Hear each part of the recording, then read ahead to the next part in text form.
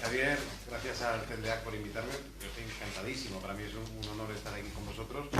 Y muchas gracias a todos vosotros por una tarde que pintaba muy lluviosa. No sé si al final ha sido el gran diluvio que anticipaba. Y con mucho aire, con mucho frío. Y habéis venido a que dialoguemos. Ya os voy a contar un poco mi perspectiva de lo que es el comisariado. Desde mi perspectiva también como historiador del arte. No soy capaz nunca de introducirme en un tema sin hacer una pequeña, lo que se llamaba, lo que decían los profesores, hacer un contexto histórico-cultural, ¿no? Pues voy a hacer una pequeña introducción histórico-cultural respecto a lo que se considera el comisariado, de dónde surge el comisariado, qué implica y qué cambio trascendental genera en nuestra comprensión del arte. Antes de nada, deciros que yo procedo de la historia del arte y que mi campo de trabajo, que en el 2018 va a cumplir 10 años dentro del ámbito del comisariado, fue completamente intuitivo, ¿no? Y de ahí también esa idea de incertidumbre, ¿no? Porque yo creo que el trabajo del comisario, como el del artista, pues hay unos parámetros, unas modalidades, unas maneras de hacer, pero se basa precisamente en esa idea de incertidumbre que podemos traducir, para no utilizar siempre el mismo término, en una metodología de ensayo-error. Cada proyecto es absolutamente distinto y requiere unas perspectivas nuevas y unas soluciones nuevas y digamos que es lo fascinante o lo que a mí me atrae del ámbito del comisariado. Es decir, me atrae fundamentalmente dos cosas. Trabajar con el arte y con los artistas, es decir, mi fascinación es la gente con esa capacidad creadora de sustraer las palabras, las imágenes y las formas del uso común para proyectarlas en un sentido nuevo. Es lo que más admiro en el mundo y por eso me encanta rodearme de artistas y trabajar con ellos. Y por otro lado, la posibilidad de hacer de alguna manera un poco más transitable esta complejidad y esta multiplicidad de voces que es el arte actual, ¿no? Y siempre desde esa incertidumbre y desde ese ensayo-error que es posiblemente una de las cosas más fascinantes que tiene esta actividad del comisariado, que no está arreglada, que no está definida por muchos coloquios y por muchos libros que se escriban sobre qué significa ser un comisario, para qué ser un comisario. Siempre, creo, va a ser una figura bastante ambigua y creo que esa es una de sus virtudes. Me gustaría que a lo largo de lo que os voy a contar me hicierais cualquier tipo de pregunta, parón, o incluso que me digáis, trate de esto, Carlos, que ya no lo sabemos. Pero quería empezar con una reflexión de un comisario que a mí me interesa mucho. Es un comisario cubano que se llama Gerardo Mosquera, que señala que ver y pensar las exposiciones como entidades significantes, es decir, la exposición como una entidad en sí misma, es una tendencia reciente, ya que hasta hace poco nos preocupábamos solamente del arte y de los artistas. Y es cierto, ha habido todo un proceso evolutivo desde que en el siglo XVIII se configuran esos tres elementos fundamentales para comprender un poco el arte hoy, que es la opinión crítica, el público y el arte del presente, con la aparición de las academias y posteriormente con el salón donde se muestran las obras, aparece la crítica de arte, aparece el público y a partir de ahí aparece una manera nueva de entender la construcción cultural artística y poco a poco eso va a ir evolucionando hasta tal punto que en un momento determinado se va a establecer el concepto de exposición, tal y como lo entendemos hoy, en un ritmo paralelo, por ejemplo, al de los museos, ¿no? Los primeros museos públicos, el primero es el del Louvre, y a partir de ahí aparece también toda una museología que va a tratar al objeto artístico y al artista de una determinada manera. Esto va a cambiar con las primeras vanguardias. Voy a ir muy rápido en este pequeño repaso histórico sobre lo que puede significar unos orígenes, una génesis en el concepto del comisariado, donde ya artistas surrealistas, dadaístas, constructivistas empiezan a plantear una manera distinta de concebir la exposición o a plantear que el espectador no tenga una experiencia pasiva con respecto al objeto artístico en sí. Es decir, no verlo como un ente autónomo, sino que realmente se pueda participar, dialogar de una manera distinta con esa obra artística. Allí hay creadores como Lichitsky, que ya en el año 23 generó lo que años más tarde Rosalind Krauss va a decir la pintura, la escultura en el campo expandido, ¿no? Realmente era una propuesta constructivista que se iba desplazando y se iba disgregando por todo el espacio. Incluso en un momento determinado hizo en el Museo Provincial de Hannover, años más tarde, este gabinete abstracto, donde a través de la petición del director del museo, Alexander Döner, que va a ser una de las figuras pioneras del comisariado, o así lo va a ver Harold Seaman cuando señale que precisamente Dorner va a ser uno de los primeros directores de museo interesados más en los procesos que en los resultados, que en la obra en sí misma. Va a plantear este gabinete abstracto donde la muestra de estas piezas, de las vanguardias históricas, era dinámica, ¿no? Es decir, él va a construir muebles, estanterías, incluso, aquí lo vemos en esta reconstrucción posterior, porque esta obra fue destruida durante el periodo nazi por considerarla arte degenerado. Vemos cómo el propio espectador ya es un agente activo que puede mover, modular las obras que quiere ver, configurar él su propio espacio expositivo. Y esto es un elemento nuevo, porque se convierte la experiencia visual en una experiencia táctil, intelectual, y también convierte las obras en archivo, más que en objeto de mera contemplación. Muy rápido, voy dando saltos temporales para que veamos que en un primer momento son los artistas realmente los que se plantean cambiar esa modalidad burguesa de una obra objeto, fetiche, aurático para ser contemplado desde la más absoluta neutralidad. Richard Hamilton junto a Victor Pasborn y el crítico Lawrence Alloway en el año 57 en Newcastle hizo esta exposición al exhibit con la A en minúscula, porque realmente no era un gesto de humildad, sino decir que esto es una exposición, estamos analizando la exposición per se, es decir, el tema de esta exposición es la exposición, y la resolvieron a través de una serie de paneles verticales y horizontales transparentes que modulaban de una manera inédita para entonces la perspectiva del espectador. Es decir, a lo largo de la primera mitad del siglo XX ya hay una serie de artistas y de críticos y de incipientes curadores que empiezan a plantear otra manera de ver, otra manera de entender la obra de arte en un contexto mayor, semánticamente mayor, que es la exposición, ¿no? La famosísima exposición This is Tomorrow, que se hace en el año 56 en la Whitechapel Gallery de Londres, lo que nos encontramos ya es una exposición muy compleja, porque no se entiende como obras de arte independientes dentro de un cubo blanco, sino que la propia exposición es la obra de arte, ¿no? Lo que se plantea al comisario son 12 grupos donde se vinculan arquitectos, pintores y diseñadores, y cada uno, como si fueran los tenderetes o los stands de una feria, participa en uno de estos ámbitos, ¿no? La imagen que os ponía es de Richard Hamilton y otros, que se configurará como el grupo 2, con estas imágenes que incorporan dentro de un ámbito como era la Whitechapel, destinado a la alta cultura, es decir, a la pintura, a la escultura, pues imágenes de la cultura popular, imágenes del cómic, imágenes del cine, del diseño. Es decir, toda la exposición se entiende como una entidad autónoma, evaluable, y esto de evaluable lo digo porque a partir de estos momentos incluso la perspectiva crítica, los críticos de arte van a dejar de mirar poco a poco a la obra en sí misma para evaluar la exposición. Esto es un cambio semántico, un cambio de contenido bastante importante, que va a ir transformando en cierto sentido nuestra manera de entender el arte. Por ejemplo, si cogemos y manejamos, que seguro que lo tenemos aquí en esta biblioteca maravillosa, este libro de Ana María Watts, de El arte en el siglo XX, a través de sus exposiciones desde el año 45 en adelante, podemos ver cómo hay un cambio en nuestra concepción como historiadores del arte de lo que es la creación contemporánea. Frente a los típicos manifiestos, los famosos manifiestos heroicos de las primeras vanguardias, a partir sobre todo de la Segunda Guerra Mundial, ya nuestra concepción y evolución del arte se plantea en base a exposiciones colectivas a gran escala, grupales, ¿no?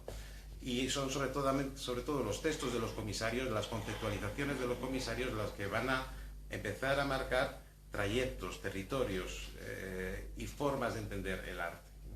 Es en este momento crítico de mediados del siglo XX cuando se empieza a plantear alternativas a ese cubo blanco que, por ejemplo, es el que todavía se mantiene en la Documenta 1 de Kassel. Sabéis que la Documenta primera es una respuesta a aquella exposición de arte degenerado que desarrolló Hitler unos años antes, unas décadas antes, para devaluar lo que era toda la experiencia artística de desarrollo vanguardista que se había dado en Alemania.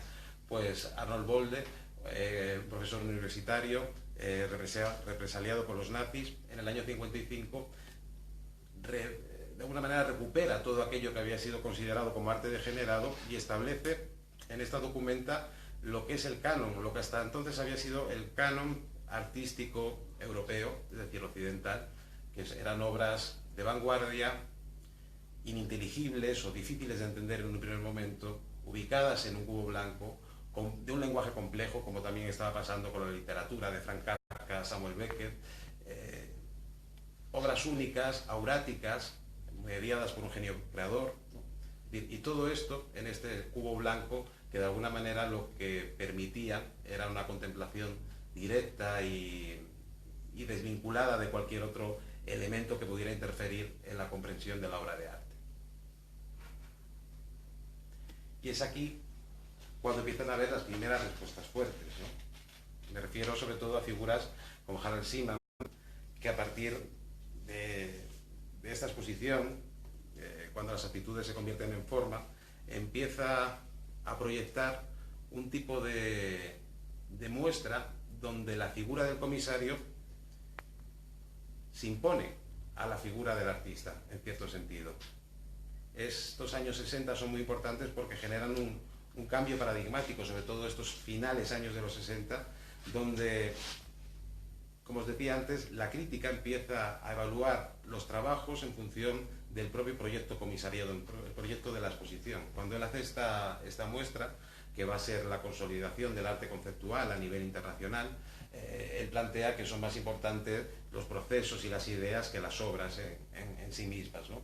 Y esta obra que él organiza, además sin un programa curatorial previo, es decir, es una exposición que se va generando casi de manera intuitiva, automática, los artistas se van integrando, configura una de las grandes exposiciones y configura uno de los primeros grandes comisarios de la historia del arte, y tal vez el primero en el sentido como lo entendemos hoy, que es Harold Seaman, que años más tarde además, en el año 72, será el comisario de la Documenta 5.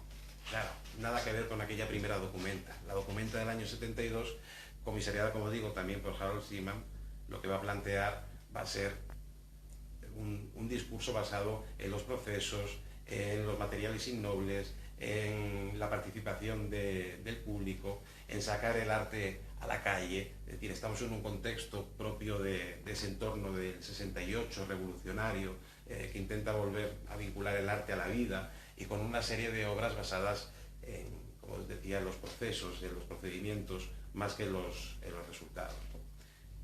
Y aquí vuelve a ocurrir lo mismo. La respuesta crítica que tuvo esta documenta, que hoy es mítica, fue muy variada, pero básicamente todos los críticos, más que analizar las obras o las propuestas individuales, lo que analizaron fue el peso tan potente que tenía la teoría de Harold Seaman, es decir, del comisario, en la conceptualización de esta documenta.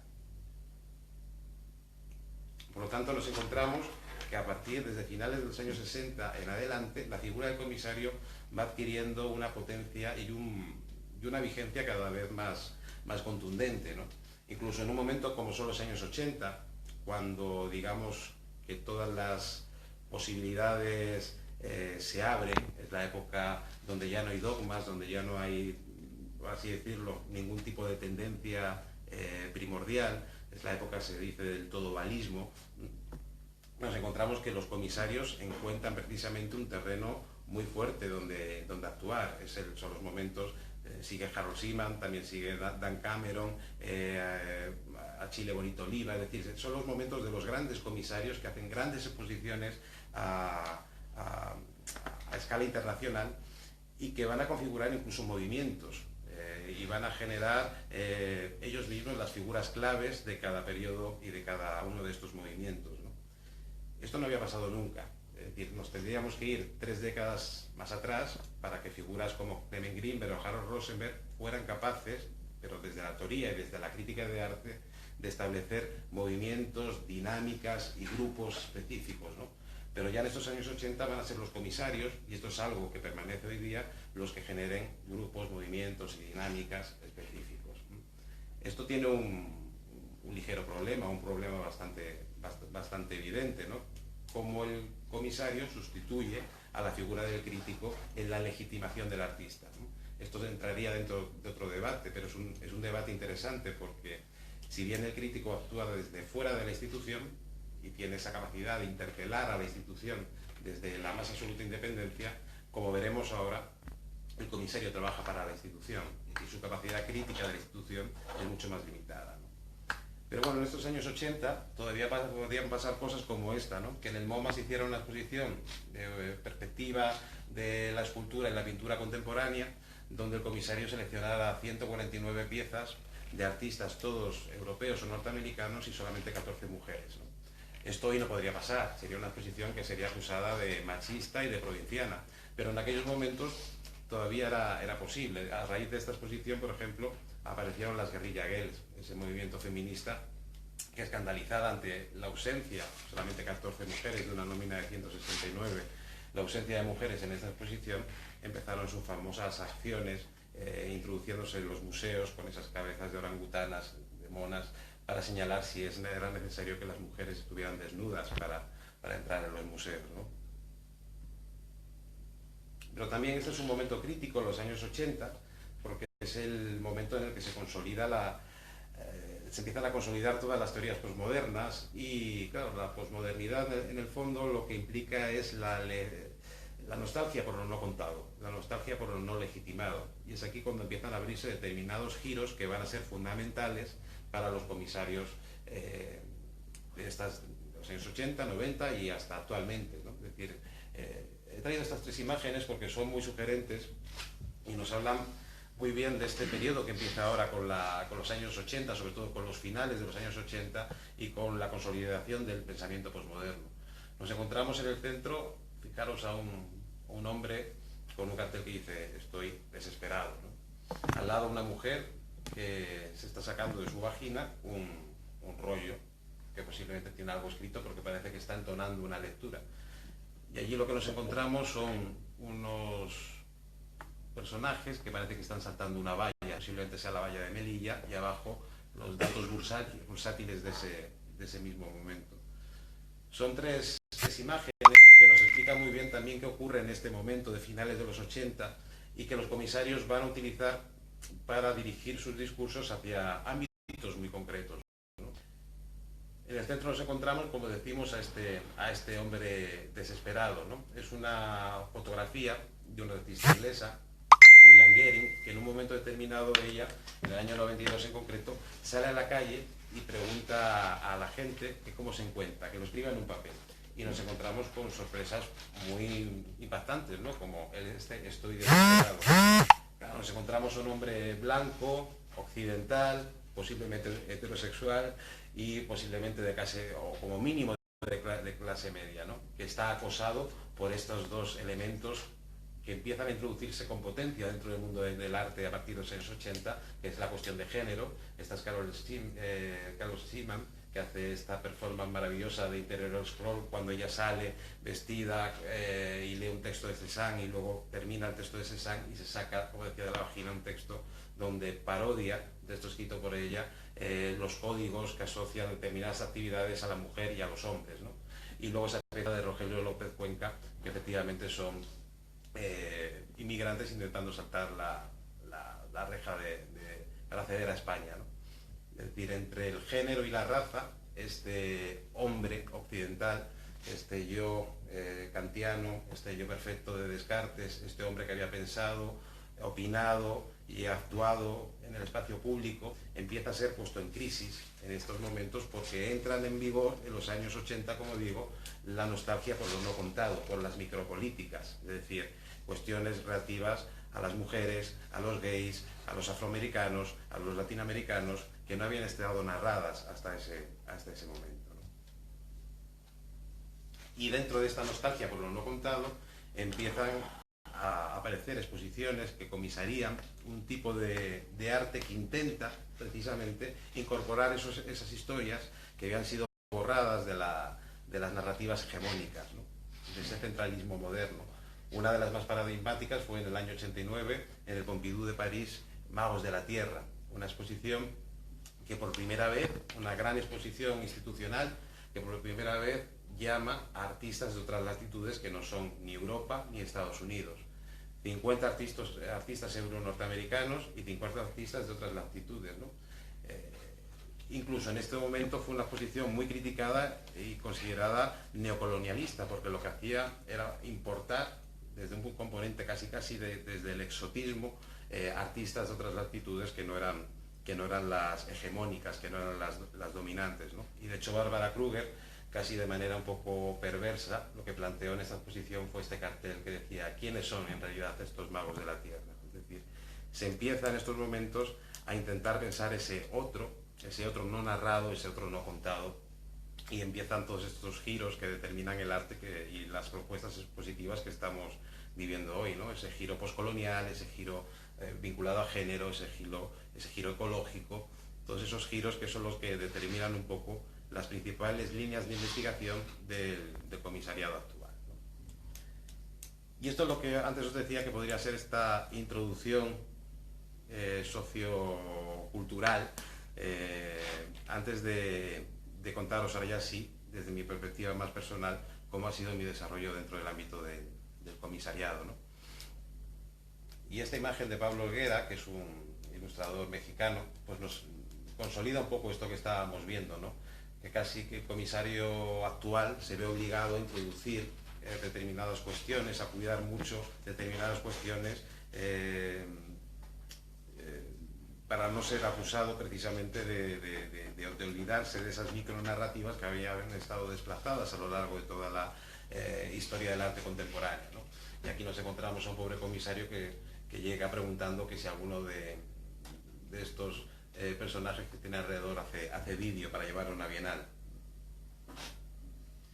Y nos encontramos también en un momento, el actual, donde la figura del comisario no está muy definida, pero hay muchos intentos de definir la figura del comisario a través de cursos, a través de grados, a través de posgrados que hacen que, bueno, que a día de hoy con un par de cursos todos tengamos el título que nos pueda acreditar como comisario, cuando el comisariado no puede ser definido tal vez como un oficio y no puede ser definido como desde unos parámetros muy concretos, porque realmente es como la crítica de arte, ¿no? La crítica de arte no puede ser tampoco definida como un oficio, sino que está vinculada a una afición, a un deseo y a un interés por interpelar la cultura.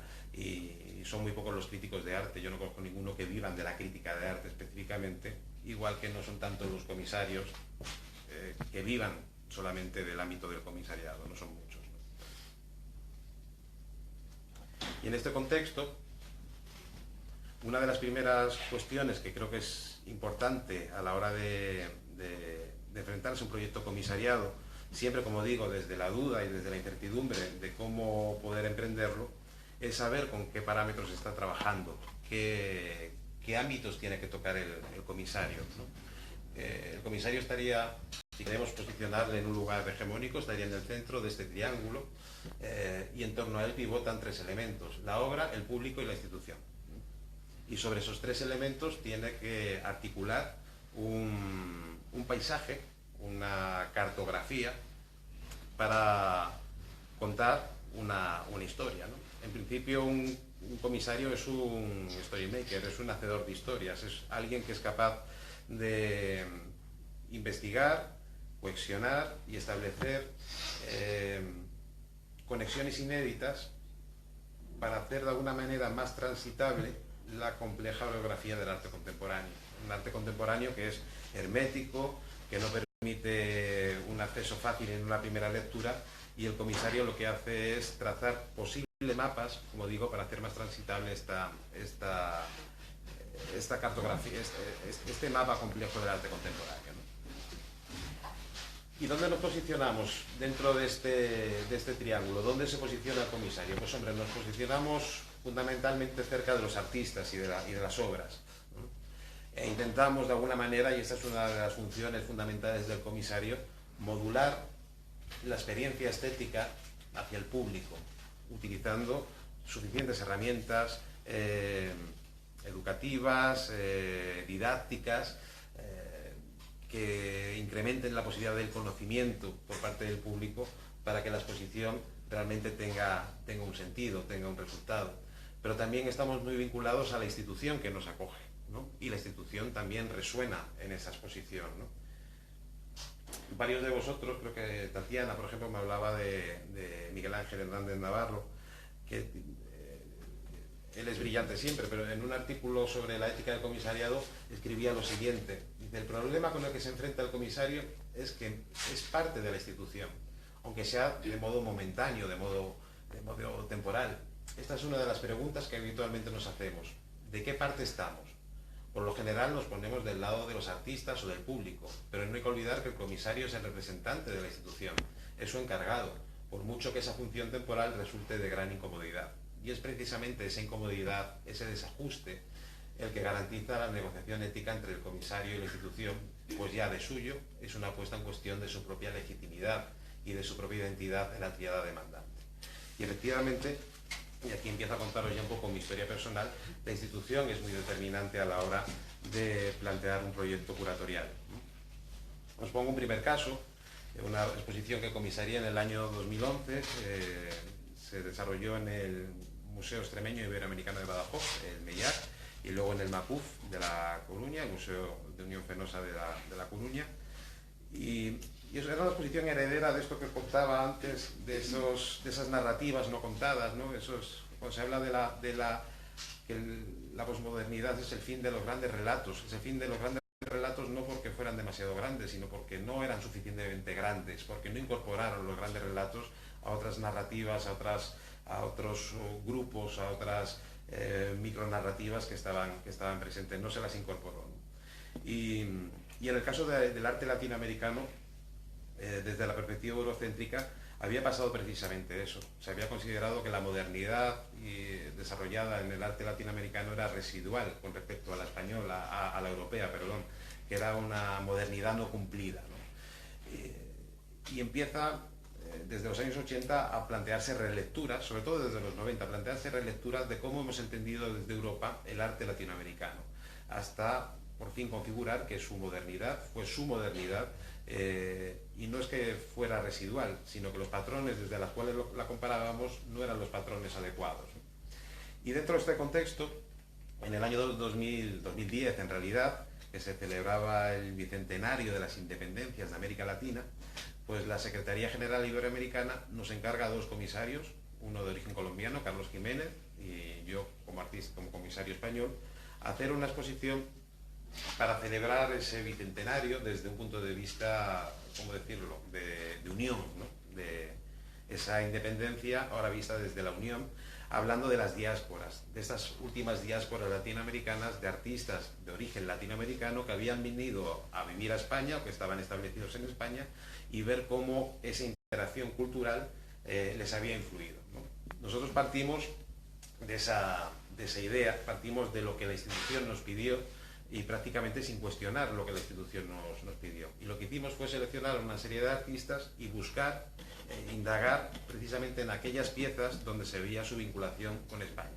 Artistas de distintos puntos de Latinoamérica, e indagar en cómo habían establecido esa relación con España. Claro, ¿esto qué significó?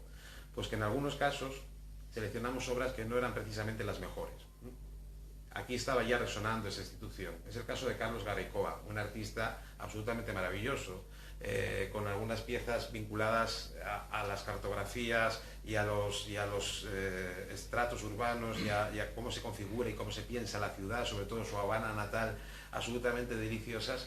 Pero al final los comisarios lo que hicimos fue seleccionar precisamente una de las piezas que más vinculadas estaban al contexto español, a su estancia en el contexto español, que era esta que se llamó "Y Jesús dijo a Lázaro, levántate y anda", que era una reflexión sobre el monumento a Franco, que en esta época estaba todavía en una de las plazas principales de Santander, y es una reconstrucción donde él decapita esa estatua franquista y hace una especie como de sistema de reposición de identidades, donde estaba desde José María Aznar hasta Fidel Castro, ¿no?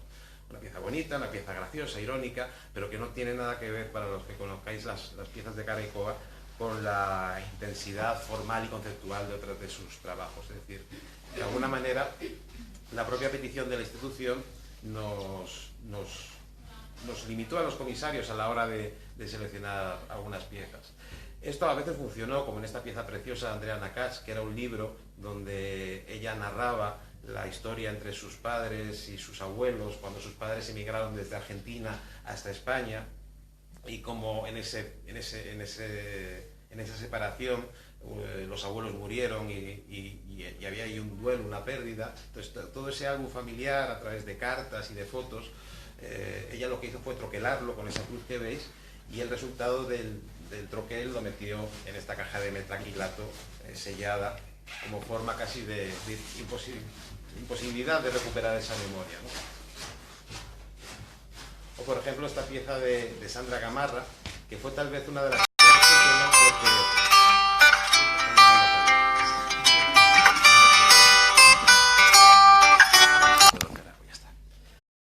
que fue posiblemente una de las piezas que mejor funcionó, porque aquí se nos fue un poquito de las manos a los comisarios, porque queríamos una pieza en concreto que no pudo ser, y al final tuvimos que traer esta, que no tenía un contenido tan local, no estaba tan vinculada a España, ¿no?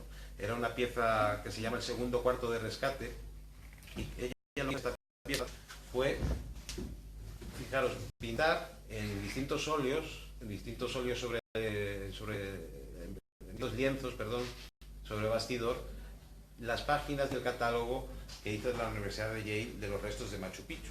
No sé si sabéis la historia, que la Universidad de Yale prácticamente guarda durante una temporada los restos de Machu Picchu, y cuando el Estado peruano se los pide, oye, que son míos, que es mi patrimonio, le dice la Universidad de Yale que no tiene la infraestructura cultural suficiente como para que se los devuelva, y que hasta que no tenga un museo y unas instalaciones adecuadas no se los devolverá. Y lo que plantea aquí Sandra Gamarra es una crítica a ese pensamiento absolutamente paternalista de ser Estados Unidos quien decida cómo tienen que ser las industrias culturales en otro país, y en no devolverles los restos de Machu Picchu, ¿no? Y esta era una de las piezas que mejor funcionó, precisamente porque tenía ese componente más universal. Y uno de los fallos que tuvimos los comisarios en esta exposición fue precisamente el vincularnos a una significación territorial fuerte, ¿no? El hacer caso al encargo. Porque todos estos artistas, en realidad, aunque tenían sus estudios en España, estaban trabajando a nivel internacional. Marlon Batazambuja sí tiene estudio en España, pero trabaja en cualquier lugar de Europa. Sandra Gamarra lo mismo, Carlos Garacoga lo mismo, ¿no? Entonces es una exposición de la que estoy contento y orgulloso, pero era lo que os decía, de ensayo-error, de incertidumbre, ¿no? y de duda. Y de que la exposición, el proyecto curatorial no termina cuando se inaugura la exposición, sino que hay que seguir repensando, replanteando, evaluando qué validez tuvo aquella exposición. Afortunadamente una profesora de aquí de la Universidad de Murcia, Aurora Alcaide, me invitó 2 años más tarde a dar una conferencia sobre estéticas migratorias, y ahí tuve la oportunidad de explicar cómo hubiera planteado a día de hoy la exposición, cómo lo hubiera repensado, ¿no? Es decir, los proyectos comisariados son vivos, van fluyendo, y el comisario tiene una responsabilidad con la obra, con el público, con la institución, pero también consigo mismo. Es decir, generar estructuras de sentido móviles, capaces de ser repensadas y capaces de ser evaluadas con el paso del tiempo. Perdona, una pregunta. Las obras que hemos visto, ¿las hicieron los artistas para esta exposición? Las seleccionaron los comisarios para esta exposición.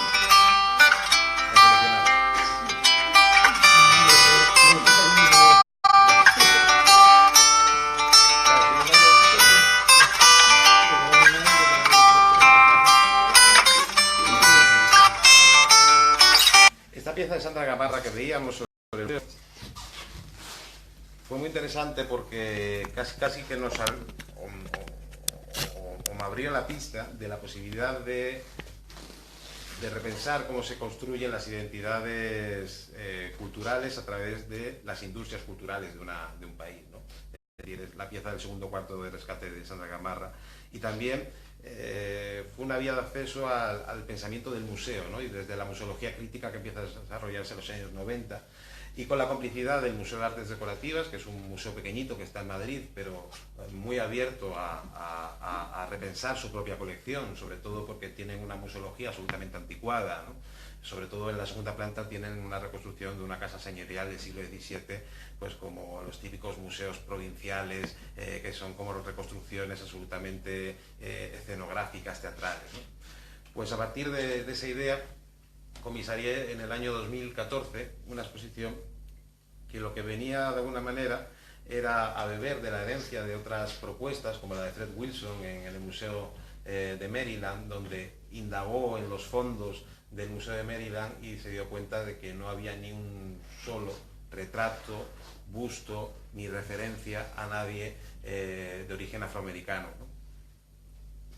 Y lo que hizo fue sacar pedestales, dejándolos vacíos y sin embargo poniendo bustos de personajes que no tenían nada que ver con el estado de Maryland, pero que eran blancos, ¿no?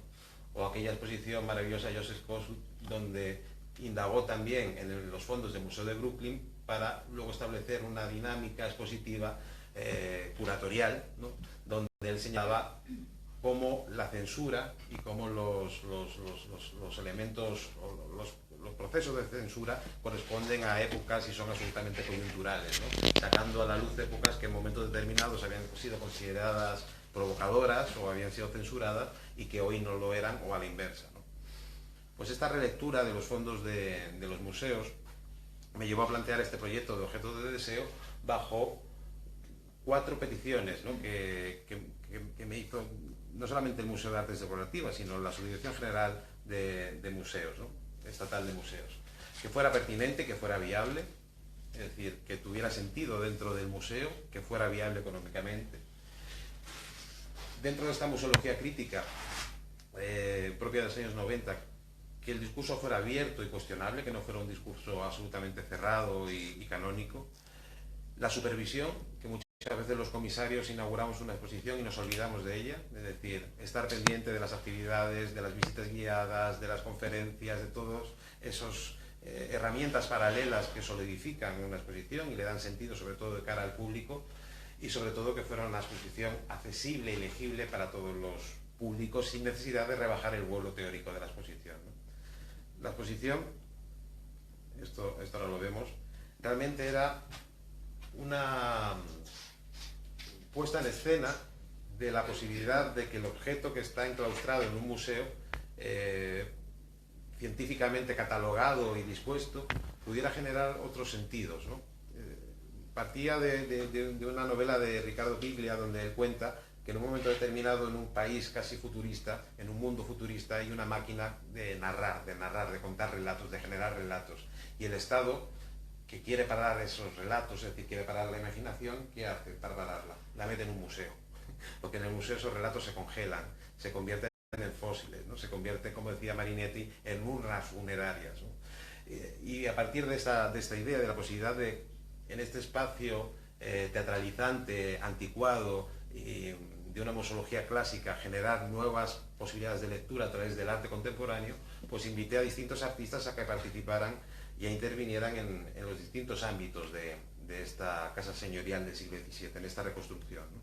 Esto es el oratorio, espacio para la reflexión y la introspección religiosa, donde Ignacio Llamas, que es un artista muy vinculado con los conceptos de belleza, verdad, espiritualidad, es uno de los artistas contemporáneos que más trabaja dentro de esta línea, pues lo que hizo fue transformar ese espacio que de alguna manera artificialmente a través de reliquias y cuadros quería generar una espiritualidad. Él buscó elementos naturales que desde su simbología, como el árbol, los pasillos vacíos, el sonido que había en la instalación, generaban un concepto espiritual, ¿no? Desde la justaposición de objetos o la descontextualización de objetos, él generó su propia concepción de lo que es la espiritualidad, ¿no? Los árboles como símbolo de la vida, el sonido que sonaba como picoteo de unas campanas anunciando muerte, el latido del corazón, es decir, una serie de elementos simbólicos que para él representaban realmente la espiritualidad, ¿no?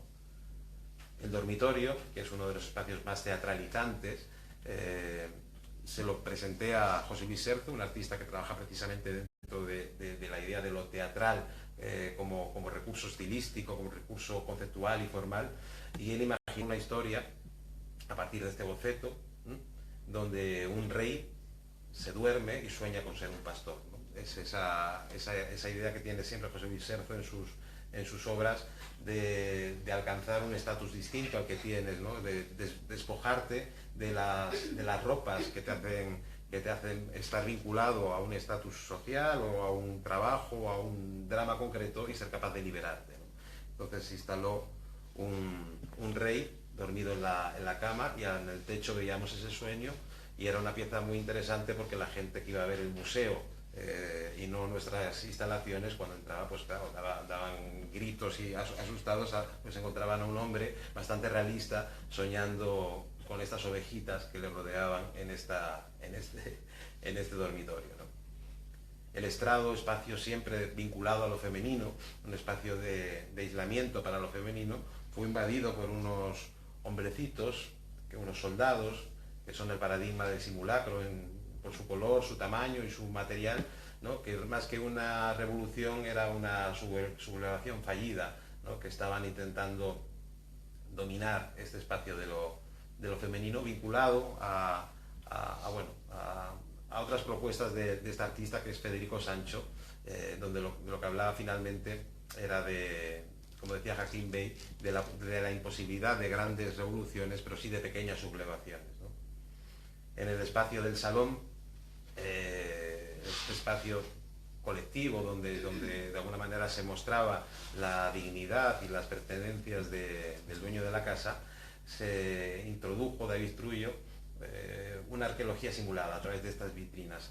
Antes hablaba con Julieta de esta idea de la arqueología simulada, ¿no? Y de repente nos encontrábamos con la muela del rey Judas, los pezones de Afrodita, el semen de Urano, es decir, piezas que no son reales, era todo una arqueología simulada, una arqueología fake, pero que de alguna manera estimulaban, ¿no? Estimulaban al espectador que llegaba y se encontraba con estas obras, estimulaban la duda, ¿no? Porque estaban instaladas en piezas que sí eran propias del Museo de Artes Decorativas, como este falo jibarizado de Hércules, que a la gente le sorprendía encontrárselo y leer la cartela y pensar que realmente podría ser el falo jibarizado de un dios, ¿no? O en esta cocina donde Pablo Rubio Infante, al lado de este mueble lleno de vidrios, pues hizo una propuesta que se basaba en su visita a la fábrica de vidrio de Cadalso de los Vidrios en Toledo y ver el estado ruinoso en el que se encontraba, ¿no? Y a partir de esta experiencia lo que planteó fue cómo las instituciones, los museos cuidan los objetos, pero no a las personas que generan esos objetos, ¿no? A los operarios, a los artesanos, ¿no? Y generó este altavoz lleno de cristales rotos, ¿no? Casi como grito de denuncia. Era una exposición que además que tuvimos que resolver con muy poco presupuesto, una exposición que tuvimos que resolver con bastante imaginación y con muy buena voluntad, y tal vez el que mejor la supo resolver fue Christopher Ardeña, un artista filipino, que hizo algo tan sencillo como en esta sección que ya estaba fuera de la casa señorial, pero anexa a ella, donde se mostraban abanicos y tejidos, pues planteó algo que lo llamó todo a 100. Eran abanicos del siglo XVIII y lo que hizo fue retirar 2 de ellos e incorporar 2 comprados en tiendas de los chinos de todo a 100, ¿no? Generando esa ambigüedad de lectura, ¿no? Que incluso cuando el subdirector general de Bellas Artes vino a la exposición no supo identificar cuál era el abanico adecuado, el correcto o el incorrecto, ¿no? Y era una propuesta muy sencilla, muy básica, pero que hablaba de alguna manera de la necesidad de una mirada más pausada, de una mirada cuestionadora, ¿no? Y también de la falta de los recursos por parte de muchos museos estatales para poder renovar sus colecciones y poder seguir vivos, ¿no?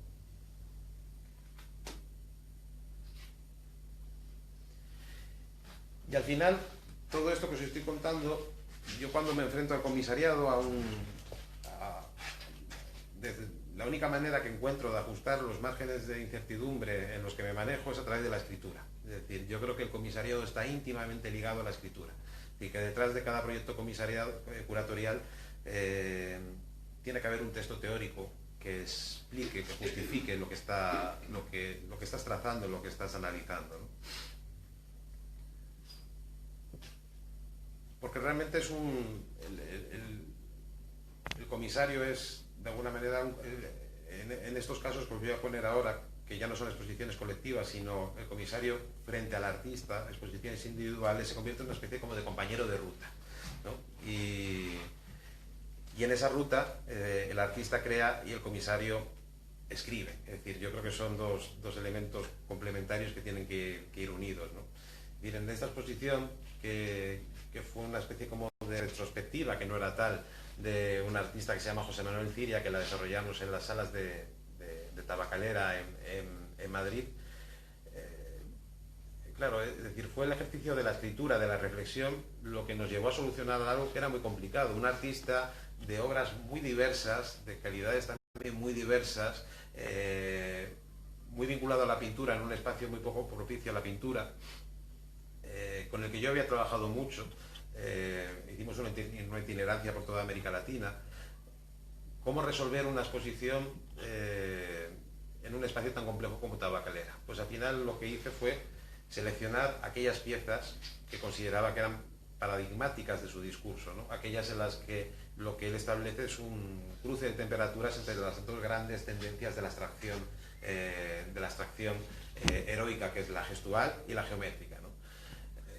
Lo que pasa es que la primera sala, el primer escenario de Tabacalera ya era bastante complicado desde el punto de vista de la distribución de obra, y aquí lo que decidimos, o el acuerdo al que llegué con el artista, fue replantear una instalación que él ya había hecho en Budapest, pero hacer que incluso algunas de estas lonas arrugadas, dispuestas en este suelo sellado a través de un marco geométrico, también se desplazaran, es decir, tuvieran un componente aéreo, porque de alguna manera era una exposición, era una propuesta diferencial, que se diferenciaba de lo que íbamos a ver a continuación, pero también hacía legible lo que íbamos a ver a continuación, porque aquí estaban los elementos básicos, las herramientas esenciales de su discurso, a nivel cromático y a nivel formal, ¿no? La mancha, la geometría, el rojo, los negros, los blancos, que luego nos íbamos a encontrar ya en su obra más tradicional, vinculada a soportes clásicos a la pared, ¿no?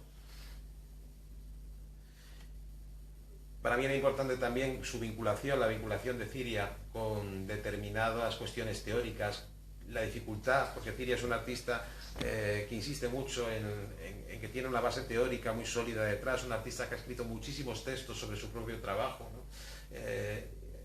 Y eran interesantes aquellas piezas donde él, como esta que se llama Distorsión Semántica, muestra la complejidad de que lo que él escribe teóricamente poder mostrarlo a través de la pintura, ¿no?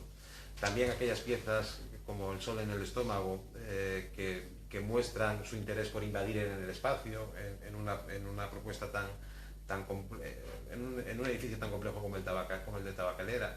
La idea de recopilar, reutilizar y reescribir elementos desechados para generar propuestas constructivas, ¿no? Su serie de sueños construidos, ¿no? También me parecía fundamental que estuviera. Es decir, fue una selección muy concreta, con estas piezas que hablaban de pintura expandida, pintura que incorporaba el resto, el fragmento, en esta serie de propuestas que son bifrontes, de restos de pintura incluidas en unos grandes sacos de plástico que tienes que ir recorriendo, ¿no? Y aquí estaba yo ganando el pulso, haciendo una exposición que yo creo que estaba bastante bien, pero claro, al final somos dos, el artista y el comisario, y el artista siempre quiere mostrar su obra última, y la exposición, que yo creo que estaba quedando espléndida, hubo que cerrarla con este políptico espantoso, pero que en cierto sentido era lo último que estaba haciendo José Manuel en ese momento. Partía de una serie que se llamaba London Boxes, donde él al final determinaba como sintagmas pictóricos que habían tenido lugar de manera repetida, reiterativa en algunos momentos de su pintura, superpuestos sobre su propio rostro, ¿no? Bueno, era más un experimento, pero él quería cerrar con esto, y al fin y al cabo el comisario y el artista, yo lo entiendo desde una perspectiva horizontal, ¿no?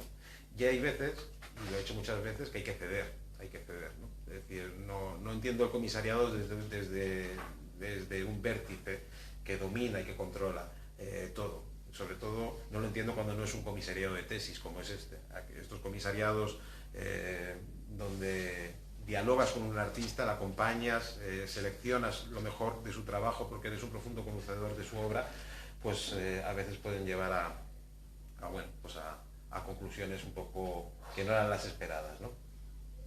Algo similar me pasó con Dries Berling, ¿no? Un artista.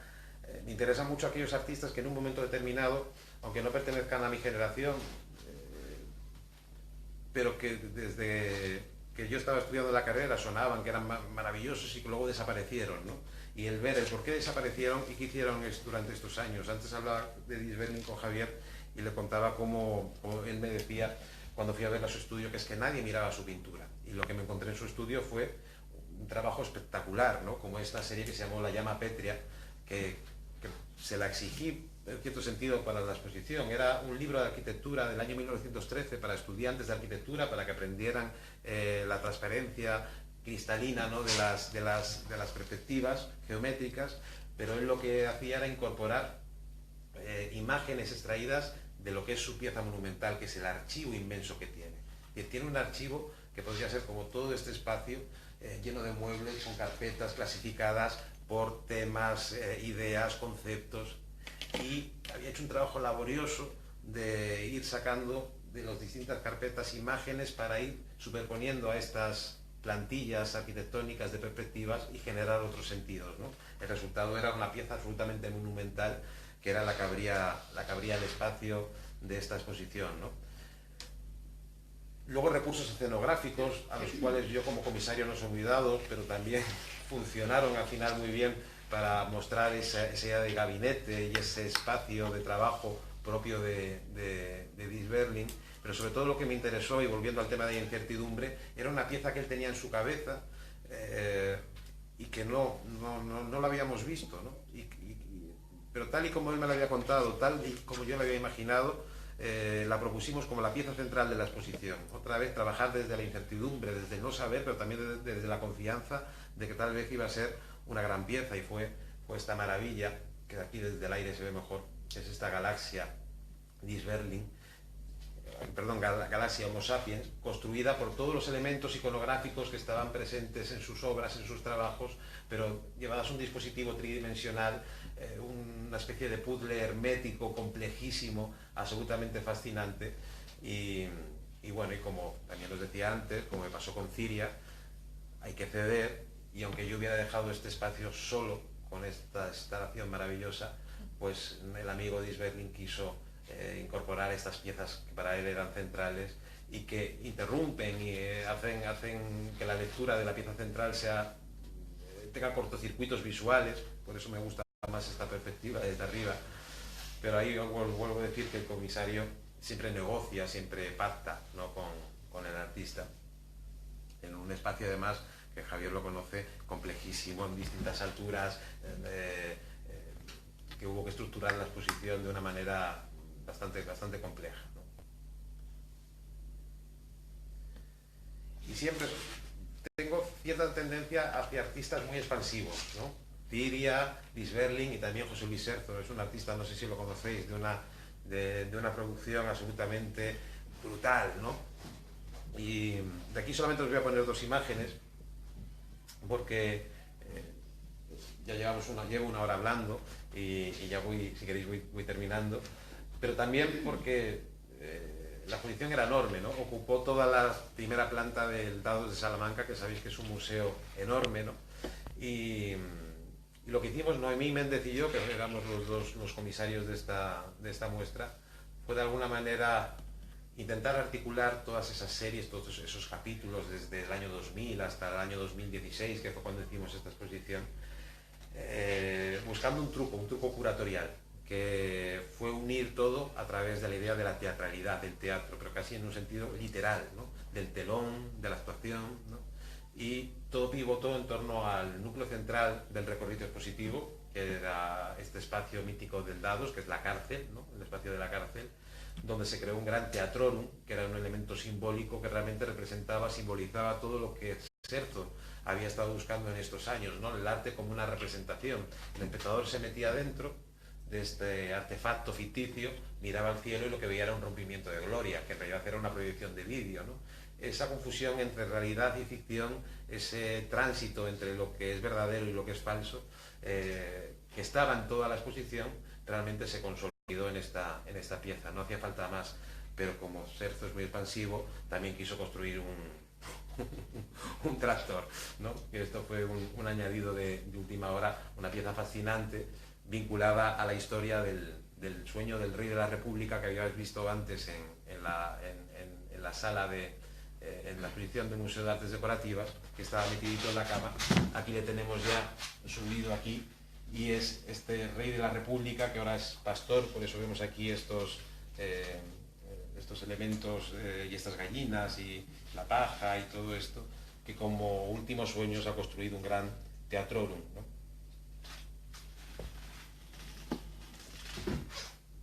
En fin, he seleccionado estas exposiciones, no sé si porque son las mejores que he comisariado, pero sí las más conflictivas, donde ha habido algún cortocircuito, algo inesperado, algo que no quería que pasara, o algo que había que revisar. Y al final, un poco mi idea siempre es que el comisario funciona un poco como un cartógrafo, era lo que os decía al principio, ¿no? Es decir, esta frase no es mía, es de Diego Mesquita. En los años 90 él dijo una cosa muy bonita sobre el trabajo del comisario. Dice: el trabajo del curador, cartógrafo, resulta de una especie de diario de viaje donde quedan registrados los paisajes descubiertos, los caminos recorridos. De esta forma, en una exposición, que es el objetivo final de la expedición de este curador, se encuentran identificadas las prácticas creadoras, los sistemas de percepción, los elementos que conquistarán un territorio para ejercerse y la dirección para su inteligibilidad. La exposición se brinda ella misma como su propia explicación. Y esta idea del comisario, como cartógrafo, que traza un mapa para hacer más entendible el arte contemporáneo, me gusta mucho, ¿no? Porque aunque la cartografía de alguna manera se basa en la distorsión, ¿no? La distorsión de escala, la distorsión de proyección, el símbolo, ¿no? Modifica la realidad para hacerla más comprensible. Y si somos, desde el ámbito del comisariado, conscientes de esos mecanismos de distorsión, yo creo que el comisariado es una herramienta operativa, como digo, para hacer más transitable, más comprensible, más fácil, que el espectador pueda transitar por una senda de múltiples discursos, de múltiples orientaciones, como es la del arte actual. Y nada más, esto era un poco lo que os quería contar. Muchísimas gracias.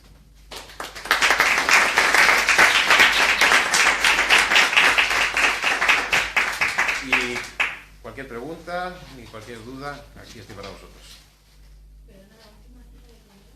De Ivo Mesquita.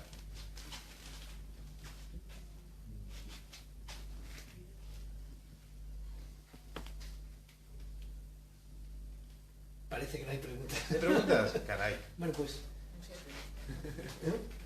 Bueno, a mí sí me ocurre alguna, porque no sé, el intercambio ese que hay entre el artista y el comisario, a veces me he preguntado si el comisario es el que construye el discurso del artista. En muchos casos las piezas se hacen a medida de, o si efectivamente existe un diálogo de un feedback donde se produce una sinergia en donde hay un encaje, en donde no necesito dejar mi pieza porque tengo que dejar mi sello como artista, ni mi teoría porque soy el comisario, sino que lo importante es el final, es la obra, que es un compendio entre comisario, artista y... Claro, lo que hay que evitar es el comisario como ventrílocuo, es decir, que mete la mano al artista y dice lo que tiene que decir, ¿no? Es decir, ese artista que se adapta a las pretensiones del comisario. Es decir, el artista tiene que ser fiel a lo que quiere contar, y el comisario lo que tiene que hacer es, de alguna manera, en su investigación, localizar a aquellos artistas que de alguna manera son pertinentes para su investigación, ¿no? Es decir, yo en un proyecto puedo plantearles a los artistas, como fue en el caso del objeto de deseo: quiero que estés aquí, este es el espacio, y trabaja sobre ello, ¿no? Pero yo creo que tiene que ser justo en ese límite, ¿no? Donde tú de ninguna manera puedes hacer que el artista traicione su discurso, traicionar en un sentido laxo, para estar presente en ese proyecto, ¿no? Sí, pero por otra parte, el discurso del artista tiene que tener la suficiente riqueza y el del comisario también tiene que ser suficientemente rico. Una vocación suficiente como para que se genere esa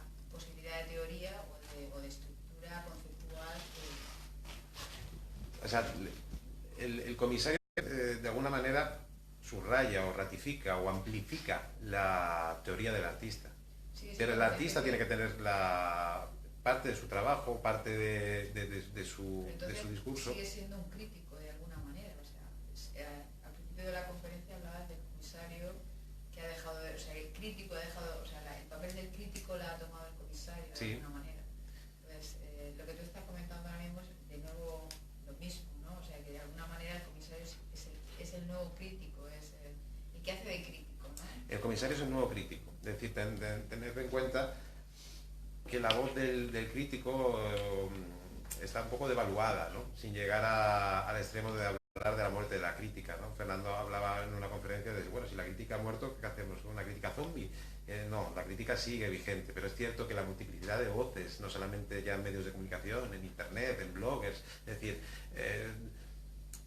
y como decía también Laura Baigorri, el acceso a la información, a todo lo que se vuelca en internet, no significa acceso al conocimiento, ¿no? Es decir, quiero decir que hoy día todo el mundo puede opinar y eso es fantástico, pero no todas las opiniones tienen el mismo rigor o la misma validez.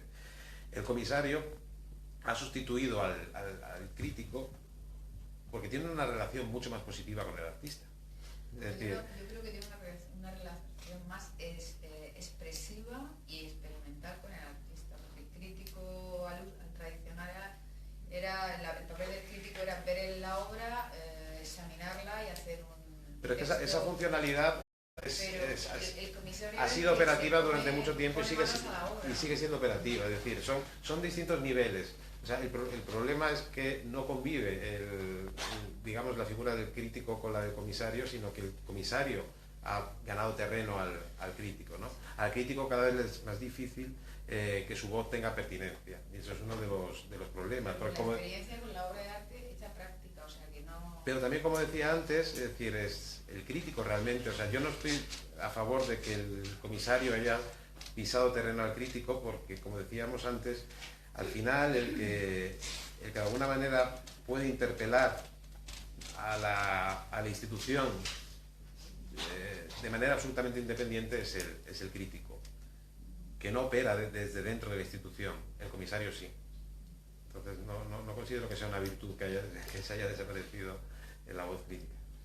Al principio platicabas un poquito de lo importante que eran las teorías y cosas así para tu trabajo. ¿Tienes una línea de investigación y un marco teórico como base o muy establecido? ¿O lo vas moviendo cada vez que tienes un proyecto? Cada vez que me hacen alguna entrevista me preguntan por mi statement y es una cosa que me da pánico. porque de alguna manera me manejo en algunos territorios, es decir, cuestionamiento de determinadas narraciones hegemónicas, pero no. Es que si lo que hablas de Gerardo Mosquera y de Ivo Mosquita es como un perfil investigador muy marcado, ¿no? ¿Todo tu proyecto es así? Porque considero que gran parte de las reflexiones respecto a lo curatorial más vigentes, más pertinentes y más inteligentes que se están haciendo se están dando desde América Latina, entendiendo América Latina no como una unidad compacta. Hablo de América Latina de determinados nombres, ¿no? Es decir, para mí son figuras fundamentales, es decir, y que han llegado a conclusiones y a lugares y a pensamientos sobre la práctica curatorial que aquí todavía no hemos llegado, o estamos llegando tarde, o estamos llegando al calor de ellos. Entonces yo creo que algunos de los debates más importantes y más transgresores sobre cómo repensar la figura del comisario se dan en ámbitos académicos latinoamericanos.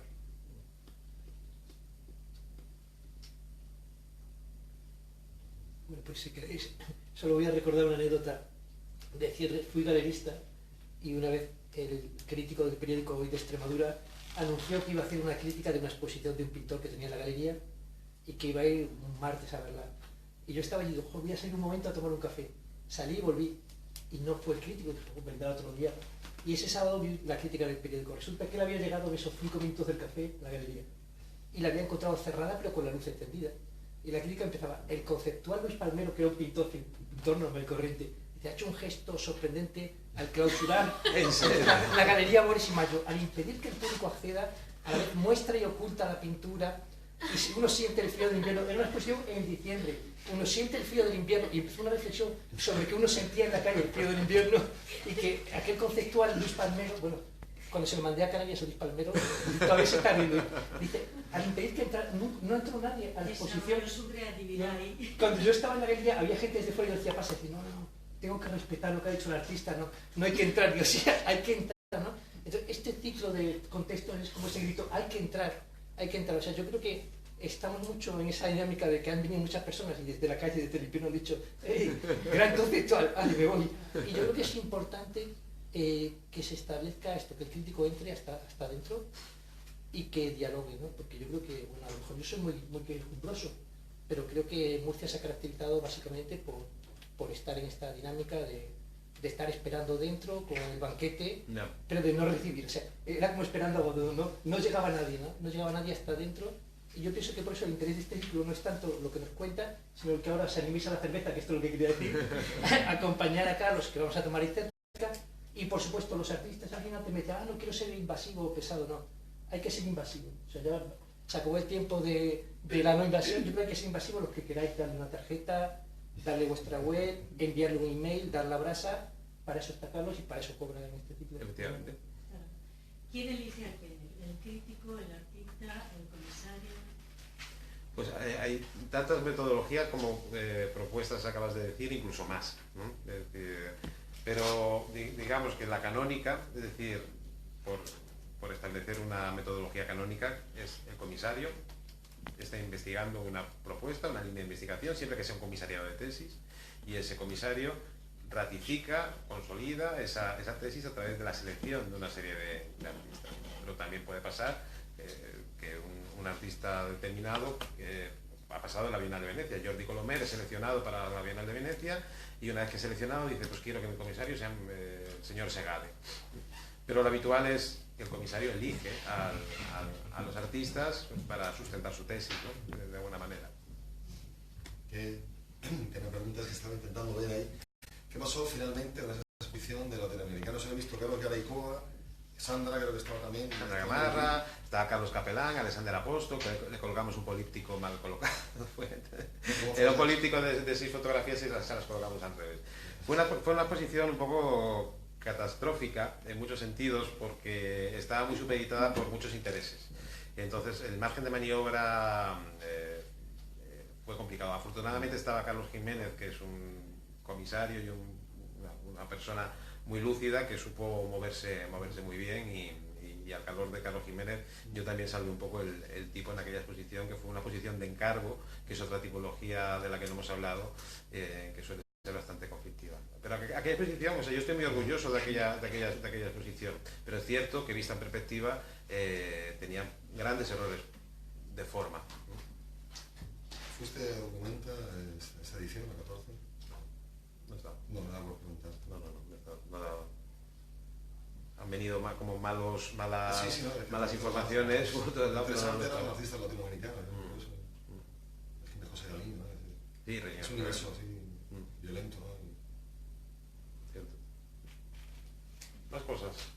¿Todo bien? ¿Cerveza ya? Para eso.